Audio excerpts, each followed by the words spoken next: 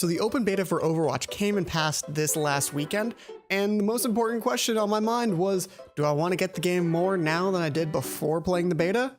Answer? Yeah, I kind of do, which is a little bit surprising because I'm not typically into shooters or online games or multiplayer games even. If you go look at my backlog of Let's Plays, almost all of them are platformers or single-player adventure-y games, some things like that. No shooters, nothing like that. So why do I want to get Overwatch now, even though before going into it, my biases against shooter games still applied? Well, the fact that it's a very pretty game didn't hurt. It's got a lot of polish to it. It's got that cartoony feel, which I really like. And when I compare this to Splatoon in a little bit, you'll understand why the cartooniness really made me excited. But it's not quite the same as Splatoon because it doesn't have that plasticky, like, unreal feel to it. And it's not like Borderlands where it's stylized cartoony. It's just cartoons. And that's nice. It's nice that it's just cartoons. The characters were all really fun and really differentiated in design of like their art style and their function. Playing as Mercy, I get to see a lot of just an outline of a character through a wall. So having them all be very, very different in terms of how they look and how they're shaped was really helpful. The levels, there were more levels than I was expecting. Let me put it that way. There were a lot more levels than I was expecting, and they all felt pretty different to the extent that there were levels I was excited to play and levels I was not excited to play. And even though I had strong feelings about the levels, I could not for the life of me tell you what they were called. They were, for me, they were Egypt kinda, Spain, I think. Wasn't this one the training area? The one with the pit in the middle of the place where you're supposed to stand, making it ridiculously difficult to even get anything done, and not Hollywood because of copyright reasons. But then there were actual physical experiences that I had playing the game that made me more likely to want to buy it. And it's all because I don't like to play Rudy Tooty point and shooties, but I do like to be part of a team and contributing to a goal, which is all about what this is. There's absolutely no credit given to your kill death spread except for maybe play of the game and maybe your some sort of achievement somewhere. But that really didn't have anything that came up in the open beta, especially because all that stuff is wiped anyway. It was all about figuring out your playstyle, figuring out your best way to help get the team help. Well, the best way you could contribute was finding out what character you're good with, figure out what playstyle you're good at, and use that skill to contribute to the team, making it to the objective, making sure you were helping everyone else fulfill their role as well.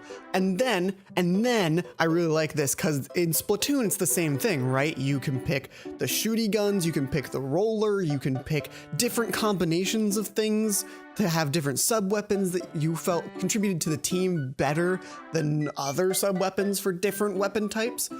But in Splatoon, once you pick your loadout, you're stuck. The entire match, just that loadout. You better hope your team has a good combination of skills or else you are going to be left in the dust. In Overwatch, you're able to switch out your hero to adapt your strategy as the match goes on. Are certain characters better at defending the beginning objective before the payload has started moving? Pick that character first and then switch to a different character as needed. Is there someone else on your team that's particularly good with one hero and you like the way another hero complements them? Pick that hero, because then you're contributing to your team's overall ability to win the match. And that whole situation plays into the fact that there were a ton of heroes and they all played pretty differently. There was more than one sniper hero, there was more than one point and shoot hero, there was more than one support hero, there was more than one heavy hero, but they all had specific differences that made them feel like completely different, not quite classes, but kind of different classes.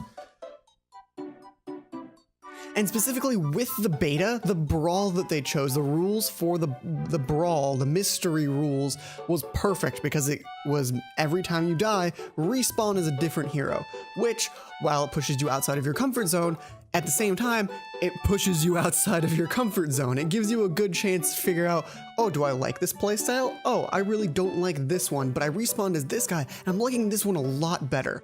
It means that you have a chance to directly compare two different playstyles, and you don't even have to choose. There's no decision making here. It just happens for you.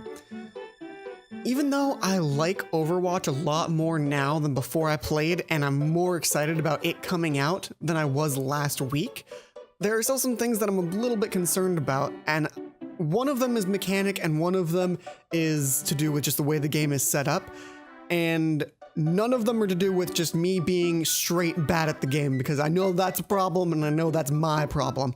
But with the Brawl, when you die, your ultimate technique resets. You don't have a charge for it anymore. And compare that to the normal game where when you die, your ultimate charge stays the same and you get to go run back in. You get the chance to use your ultimate technique a few times in. You don't really have to worry about it. In the Brawl, you only got to use your ultimate technique if you were doing really well, which means that if you were doing better than everyone else, you got to use a move that helped you do better than everybody else, which was kind of unbalanced, it felt like. It felt like only people who were doing really well got the thing that balanced the game, which kind of seems like a bad idea. And then the way the game is set up, it's asking for microtransactions, which I really don't want to see. If you want to get all the goodies, all of the skins, all of the tags, all of the voice lines, you need to get over 800 loot boxes. There's no way that the level cap is going to be that high. And in the beta, you only get loot boxes on level up. So how are you going to get the rest of the goodies? Probably microtransactions, which is really frustrating because it's a game that already costs $40, so it becomes a fee-to-pay game, which is dumb, and I don't want to see that. With Hearthstone, it makes sense. Microtransactions, you're buying cards, it's free to play, you can get cards without doing it, but with this, it's just frustrating. If you played the Overwatch beta, let me know what you thought down in the comments below. Are you sick of seeing Bastion play of the games? I don't really get that meme because I didn't really see that many Bastion play of the games, but apparently that's a thing.